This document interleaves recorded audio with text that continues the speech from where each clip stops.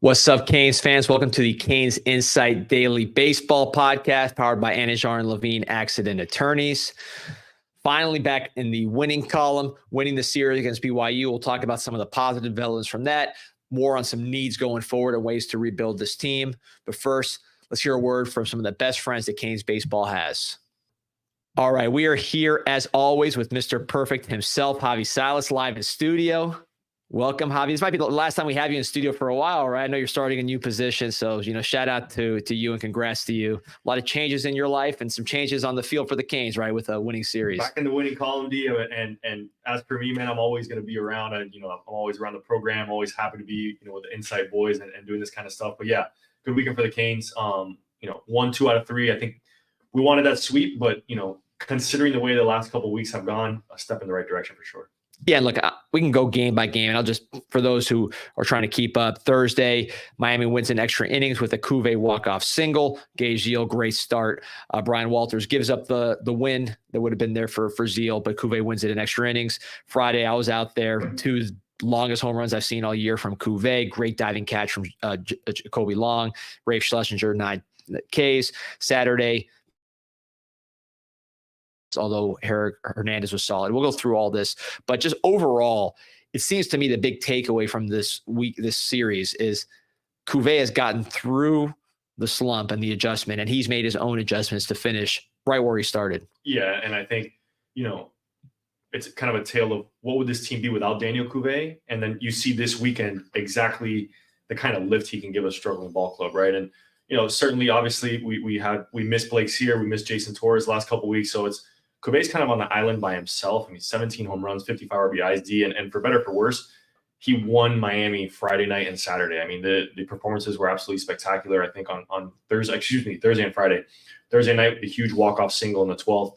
Friday night, the 2 mammoth home runs, the one being a grand slam. So, if you're BYU, I'm thinking to myself, I'm sitting there Thursday night, I'm telling the people sitting next to me, I wouldn't pitch this guy. There's no way I'd pitch him in the 12th inning. I'd walk him, do whatever it is.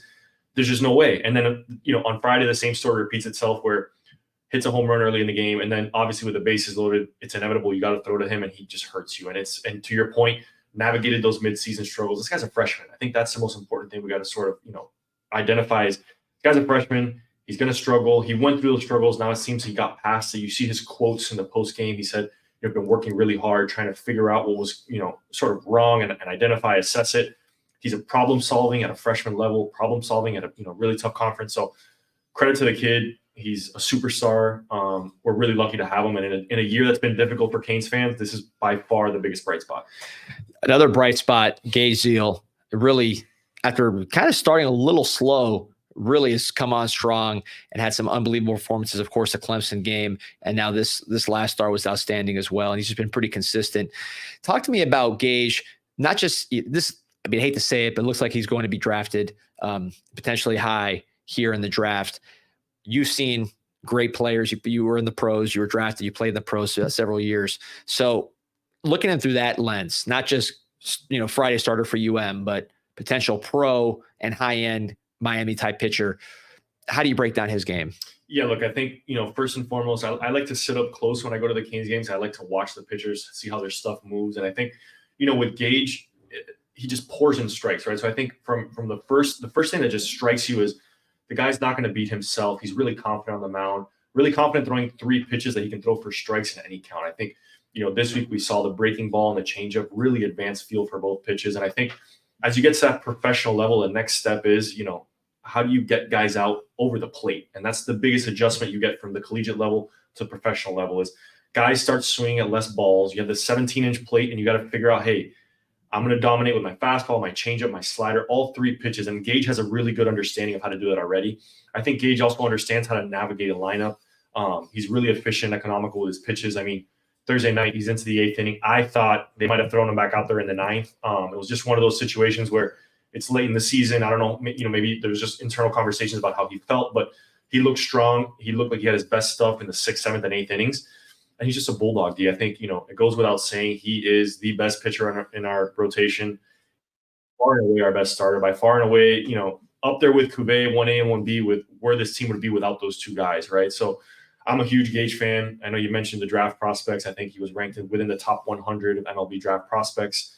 couple weeks ago. So I anticipate these performances with, heightened awareness, heightened understanding that, we're getting to the end of the season. He's probably going to play spoiler. I think if Miami makes the ACC tournament, they're going to be one of the last seeds in, probably that 11 or 12 seed. They're going to face one of the top teams. I mean, if you're one of the top teams, that's not exactly who you want to go against. You don't want to face a Gage Zeal, right? So, look, I'm a huge fan of the kid. From all I hear, he's a great teammate, great player, great steward for the program. I think he's going to have a long and fruitful professional career. And, credit to him, he's done everything right while he's been a Hurricane. Now, part of this is seeing the future, right? We're talking about Gage, who may not be part of the program next year, not because of any reason other than he's been successful, but you see like a Urso starting at first base, that's sort of a temporary situation. In terms of building blocks, two guys that I watched on Friday, Oliveira and also Kulikowski. What do you see from those two? I know you've talked to me a bunch offline and on this pod about both of those guys. What do you see from them as far as the talent that could be something in the future? Yeah, look, I think Oliveira has had some bright spots and some down moments, all to be expected as a freshman, right? I think what you have to understand is all these guys come into the pitching rotation being starters in high school, right? So Brandon Oliveira had been a tremendous prep star, comes into this Hurricane, pitching rotation and finds himself in this middle relief role and hasn't necessarily got his footing. I think the stuff is there. I talked to a lot of guys, baseball professional guys. The stuff is definitely there. Got a good feel for breaking ball, just hasn't really learned how to pitch just yet, right? We see a lot of walks from Oliveira. We've seen a lot of hitters counts, and that's where you really get burned, right? I think the biggest jump you make from one level to the next, from high school to the collegiate level, is you got to throw strikes. It's got to be strike one. It's got to be strike two. The big counts, the 1-1 counts, the 2-1 counts. Those are the swing counts where, averages jump in one direction or another if you're able to throw a strike in some of those swing counts, like I mentioned. So I like what I see of Oliveira. I think, similar to Oliveira, I was in those shoes as a freshman, really struggled, had to get sent to summer ball. We talked about summer ball last week. That's a big building block for some of these guys. Like, you got to go and perform well, understand what you are as a pitcher, learn how to get outs. Like, it's a tremendous opportunity and life experience for a guy like Brandon Oliveira. On the flip side, Jake Kulikowski, I like what I see, D. I mean, I've talked about him before. He was a great high school prep career, gets this opportunity to, hasn't really gotten the regular at-bats that I thought we'd see out of him. I thought, especially when the season kind of took a turn and we started losing some of those ACC games and kind of found our way out of contention from a regional berth, I thought we'd be seeing more at-bats from Jake Kulikowski. He got a big hit on Friday, drove in a run. I like the tools he has. I just think he's got to get more at-bats. We got to see more of Jake Kulikowski. I don't know if there's been enough to evaluate the season. And it's kind of one of those situations where you never want to give up on guys too early. I think in this era of college baseball and college sports, you see guys that haven't necessarily gotten their opportunities. You don't want to give up on them right now. Like I said, I like the tools. I like the actions. I like what he can bring to a lineup as a left-handed bat. Just need to see more at-bats, and I'm sure he'll get that opportunity in summer to go play summer baseball. And you mentioned, going back to this season, you mentioned the outside chance of the NCAA tournament. What's the realistic path at this point? There's one path. You got to win the ACC, right? I think Miami hasn't really done enough in conference, or 8-16 in conference. And look, we're talking about winning the ACC tournament. They got to get in first, right? Like, they're going to be 2 weekend series here coming up this weekend at Virginia Tech, next weekend at Pitt. And look, Miami and Pitt are basically vying for that final spot. It's going to come down to that last weekend against Pitt. So, there is one path to make the NCAA tournament, and it's winning the ACC, which is not going to be an easy task as coming in as the 11 or 12 seed. So, I mean, the road has not been easy thus far. It does not get any easier the next couple weekends. And one thing that shocked me looking at the number one team in the country, Texas A&M, was that they took 10 transfers. We talked about Florida State and what they did in the portal. I couldn't believe that Texas A&M took that volume. Obviously, you saw the high-profile ones, Montgomery from Stanford, et cetera.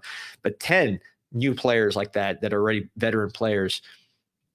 How many do you see realistically as something, again, just from the outside for this Miami team as far as a realistic number of portal kids? And how does that impact a locker room?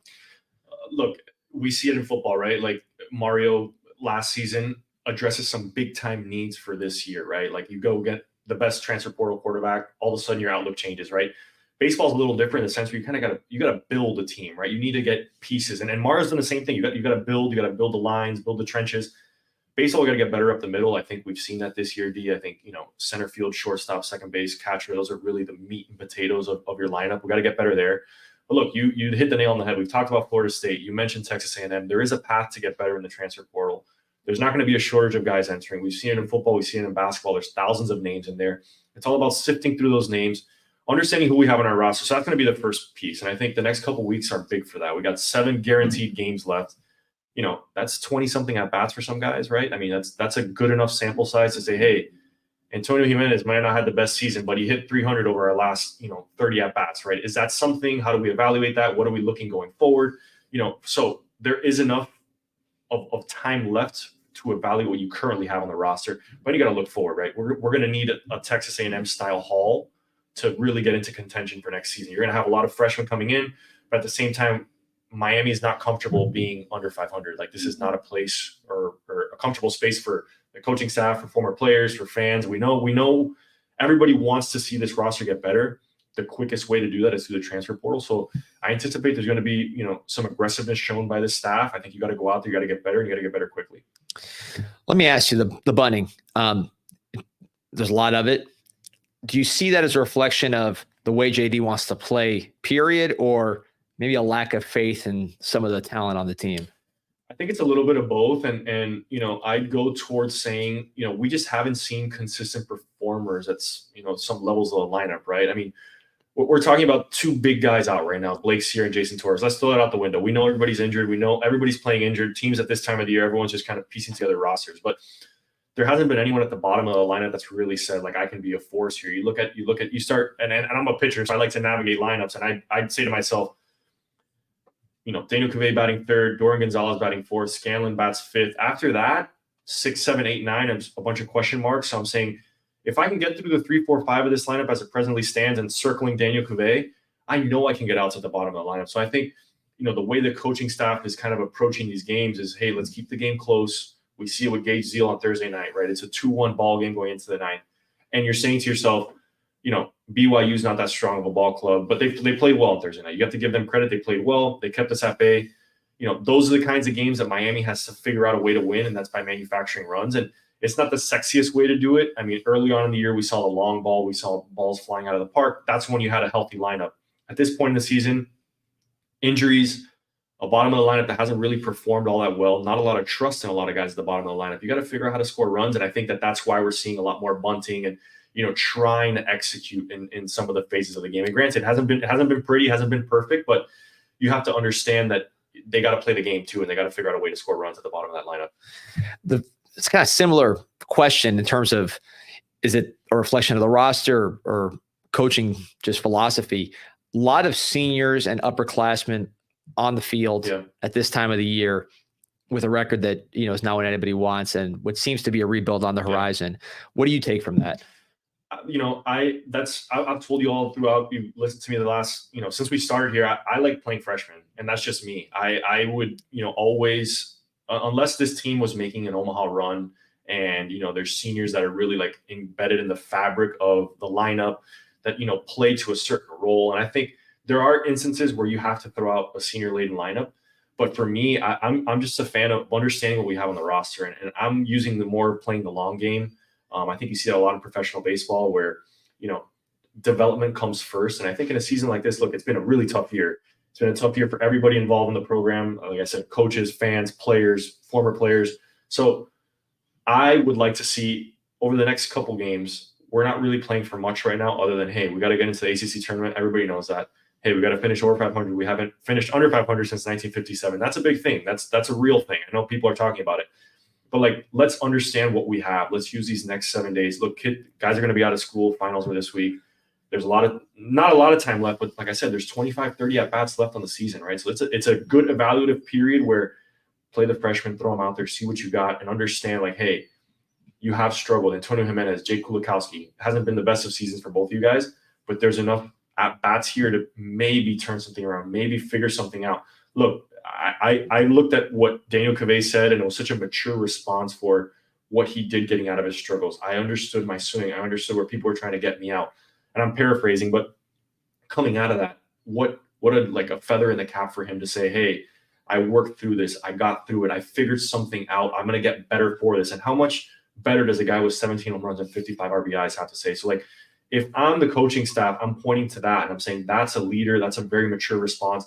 That's a kid who understands that, just because I'm hitting home runs early on in the season doesn't mean that's going to continue. And he didn't. He struggled, got better. So I would want that mentality to transfer over to my entire roster. Like, guys, this is the blueprint. This is how you get better during a baseball season. You played in the ACC tournament. What is the ability of a team that maybe doesn't have the best talent, best team that season, but has, very, very top of the line starter, and then someone who's inconsistent and can be good? What's the ability to make a run in that kind of setting? It's a tough tournament, and obviously the tournament format is a little wonky for some people that don't know the format. It's basically 4 groups of 3 teams, so 4 pools, excuse me. They play a round robin format within the pool. The best record advances to the semifinals, and that's kind of it, right? It's not like the SEC where it's double elimination. It's like, playing all day long. So, there's really no advantage for some of the top teams to necessarily go crazy and try and win it. I mean, the Clemsons of the world, Florida States, Dukes, they're probably solidified as regional hosts at this point. Some might be national seeds. So yes, they could solidify their resume a tiny bit, but those guys are all looking at, hey, stay healthy, get their starting rotation in order for a regional. Like, you come in as a Miami, as a Virginia Tech, a Pitt, these teams sort of at the bottom of the conference, they're going for broke, right? Miami's going to probably throw Gage Zeal on Tuesday. It's going to be the earliest game of the tournament. So, you're going to play one of the top teams, and then you got to figure out how to win 3 or 4 ball games. And that's the reality of the situation for Miami is they got to, win. You got to win your pool, first of all. They got to go undefeated in pool play. They got to win the semifinal game, then win the final. So, I mean, something we haven't seen. I don't know if we have seen a 5-game win streak from the team. I could check, but I'm not sure. But that's exactly what they need going forward. And look, the AC tournament's great. It's an unbelievable tournament. There's great players. It's going to be played in Charlotte this year, which is a fantastic venue. So they have an uphill battle ahead of them. They got to get in first. So the next couple weekends are going to be crucial to, first of all, just get into the tournament. And I think if you're a young ball club, and look, it's like I keep mentioning, it's been such a tough year for the Canes, but this is an opportunity to, number one, play more baseball. It's similar to football, right? People don't want to play in bowl games, but hey, it gives you 12 more practices, right? So it's like, extend our season by another week and see what happens. Just keep extending. Don't worry about the records. Throw all that out the window. Get into the ACC tournament. Let the chips fall where they may. Random question, but it got me thinking. You were before the portal era. You could transfer, but it wasn't this open portal where you don't have to sit out a year. Looking back, do you see players you're like, wow, this guy ended up being a great, say names, but this guy ended up being a great Cane, but he was homesick, or like players that would have otherwise entered into a portal when you look back on it? Oh yeah. I mean, look, I think there's still enough love for the program down here locally in South Florida. And the reality of the situation is, Miami, I'm sure, would like to extend offers to all the kids, all the top prospects in Dade, Broward, West Palm Beach. And I guarantee you, any kid, and you'd be lying if you said otherwise, would answer the phone from a head, whether it's a head coach, the recruiting coordinator at the University of Miami. That's just the way it is. You look at football, it's the same way, right? So the name brand is still there. I think at this point, it's just identifying, hey, we may have missed a kid who sort of, fell through the cracks. And we've seen them all. I'm not going to name names, but there's guys at the big league level that played at schools that, you wouldn't necessarily think of, but hey, they're from a Miami-Dade high school, right? So it's like those opportunities are going to be there. It's all about, hey, is that kid in the portal? How do we figure this out? And look, I think people are going to look at Miami and say, hey, they had a down year. Miami's not going to be down forever. I think, this program has way too much of a storied history. It's in a way too desirable of a location. I mean, you look and play in Coral Gables. It's a tremendous ballpark, tremendous atmosphere, tremendous history. Miami's going to have some opportunities to make some moves here. I think, they're going to have to be aggressive. They're going to have to go after the right type of player and players that can make an impact right away. Look, I'm the first one to say it. Again, make the calls. Do the homework, do the due diligence, get the right players, and understand that, hey, you come to play at Miami, you're going to be able to play day one. Listen, it's going to be a fun offseason. We're going to cover it here at the Canes Insight podcast, but hopefully it's not as long as we think it's going to be, but we'll find out here in the next couple of weeks. So, Javi, man, appreciate you joining us. Thanks, D. Appreciate it. Go Canes. Go Canes.